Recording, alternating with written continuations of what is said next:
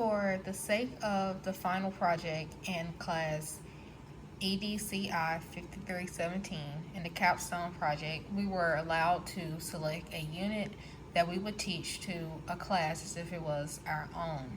So, for the sake of my class, I decided to teach a unit that I taught for the first time this year, based upon the Crucible. The Crucible, when I taught it as a unit, and it was very similar to the mock unit that I created here. So, starting off, the first thing I would like to go over are the teats that I use. So, for the sake of the Crucible, I use the following teats. They are based off of the regular English 3 teats that were put out by TEA, but I decided to focus on the listening, speaking, reading, writing, and thinking skills that will come about. So, it is very important as an English teacher, especially a teacher of diverse students, diverse learning styles, diverse cultures, and just your overall diverse students, to have something that every student can do. Where some student might be weak in their speaking, another student might be strong in their writing. Either way it goes, all students are strong. So, for the sake of teaching the Crucible, I wanted to focus on having my students being able to analyze author's purpose, audience, and what was the message that was coming along with it. If you are familiar with the Crucible, you know the Crucible is an allegory for something bigger. It's bigger than just the Salem witch trials. This actually goes on to be a symbol of what is a lot that is going on in America today, as well as what was going on in America back when it was written by Arthur Miller. So with my students, I made sure that they were able to analyze that what they read in the Crucible was deeper and had a deeper meaning than what it was in just a story. So therefore, that caused me to have to be able to implement the teats of being able to analyze author's purpose, audience, the message, as well as being able to have the students be able to evaluate the textual structure to determine the purpose. Why did Arthur Miller choose to write the story in a play format? How did the play format cause you to have a greater impact on what you have read, and how you could apply it to the scares of today, to the socialism that happened in America that Arthur Miller wrote the story to speak out against? How did his structure impact you, your learning, and how you felt? I also used the teats to see how students could evaluate the use of any graphics or print that came along with it. When I showed them websites, I asked them as a pre-read, I asked them, when you see this picture, what do you see? What do you feel? How does it make you feel? What do you expect to learn?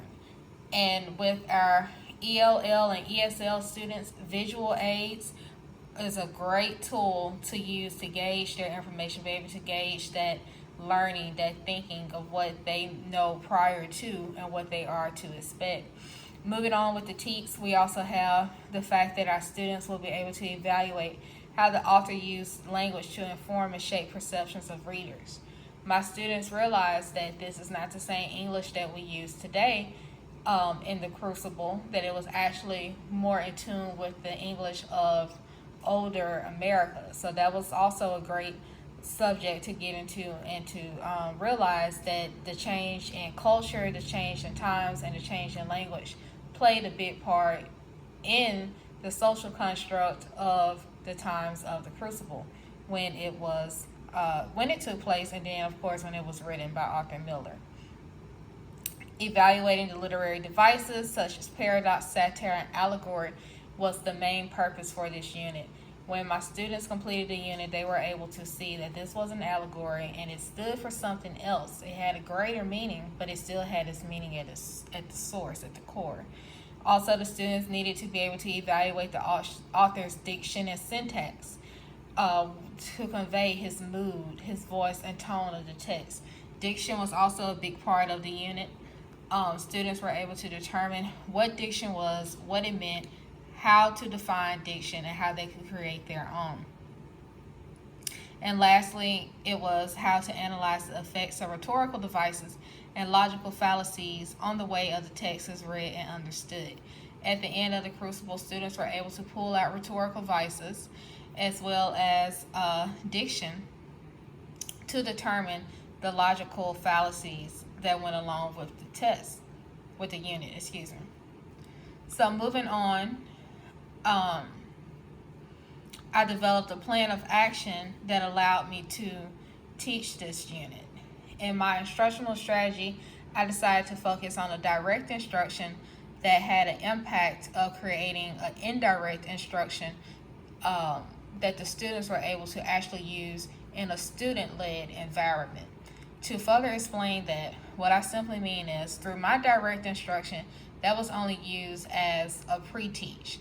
I was a direct instructor when I taught the students things to lead them into the reading, such as the Salem witch trial, when I reviewed with them who was Arthur Miller, when I reviewed with them what was the Red Scare and why it was important and why this was an important time in America. So when they went back and read the Crucible, they could see why Arthur Miller was so angry and why he decided to speak out against the politics of the time. But most importantly, the indirect instruction led to my students being able to become better problem solvers. They were able to complete case studies within their reading, okay? They did case studies on characters. They were able to analyze the characters. They were able to make hypothetical questions. They were able to make assumptions that they later went on to find out if they were true or false based on the readings. They were able to read for meaning. They were able to have inquiry. They were able to reflect. At the end of every unit, at the end of every reading in class throughout the unit, we had a reflective discussion at the end of every class. If it was no more than, did you like today's reading? It was a form of reflection. Reflection played a very good role in helping students to not only remember what they had read, but it helped them to be able to connect everything across the broad spectrum that they had learned across the unit. My students were able to write to inform. They learned a new type of writing. Instead of the typical persuasive writing that they had done prior to in the 10th grade, they moved into a more informal form of writing where they were able to write in a tone where they could inform their audience of things that they had learned. They also came into the concept of formation. They completed concept maps, concept attainment, and a closed procedure. Through the use of concept mapping, the students were able to use graphic organizers to keep their thoughts organized and also help them to be able to retain information and pull information when needed to. But even more so, I was able to create an environment in my classroom where everyone was welcome. All thoughts were able to be shared. Throughout our reading and throughout the unit, my students were the most engaged that I have seen them in a long time. Every student wanted to share their thoughts. Every student wanted to share what they felt like was going to happen next. And that was a very big and important part to my teaching, because my personal philosophy is to make sure that every student is welcome, comfortable enough to share their thoughts, because every thought is welcome. There is no wrong answer in my classroom. There is no wrong comment. It is a free zone for everyone to share their feelings and their thoughts. So in doing this, my environment became very welcoming. Attitudes, values, and interpersonal outcomes were welcome from everybody. But most importantly, our students were able to focus on their own personalized understanding, which helped them to develop a more long-term part of understanding.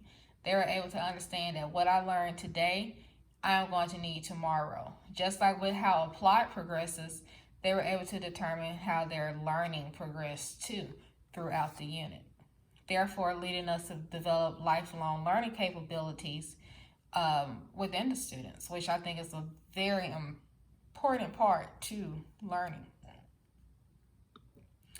So moving over to the final assessment, how does this all tie together? It all ties together because, like with the actual instruction of the direct instruction by way of the indirect instruction that the students led, when the students completed their project, which was a summative project at the end. It showed, it was aligned with the TEKS as well. How so?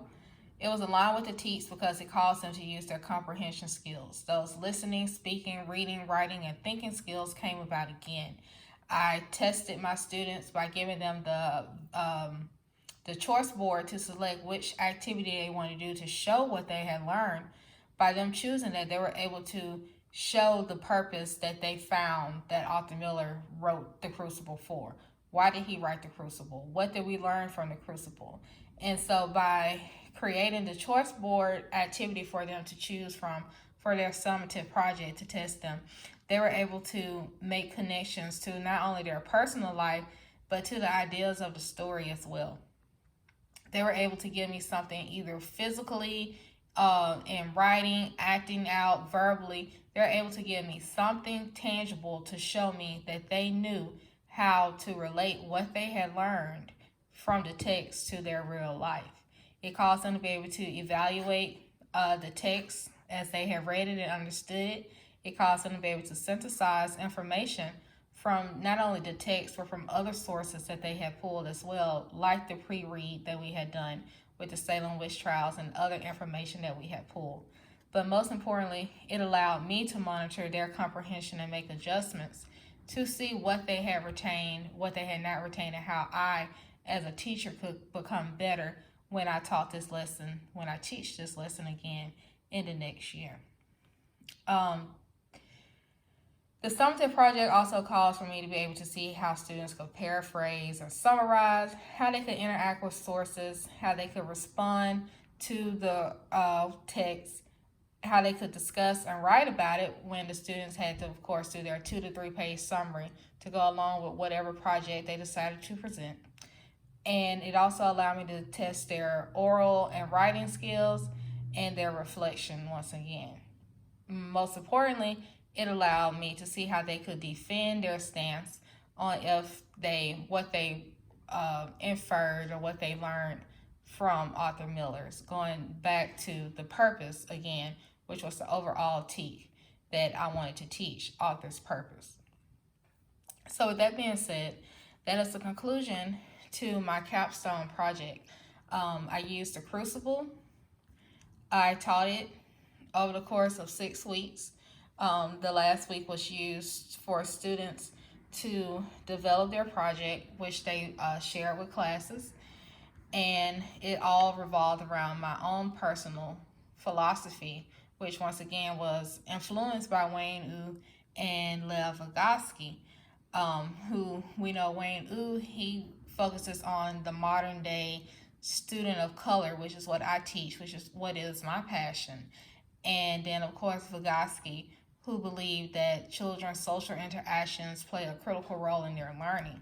So by me allowing my students of color to have the chance to play in the classroom in the role of role playing when we read the unit out loud, or in role playing when they presented their project to the class at the end of the class, I felt like I was able to implement 2 theorists that have really instructed me and implemented my teaching philosophy myself. And last but not least, going forth, I feel as if in the future I would definitely implement more philosophical teachings into the unit with my students so I could be more organized as well as more skilled in conveying the information to my students.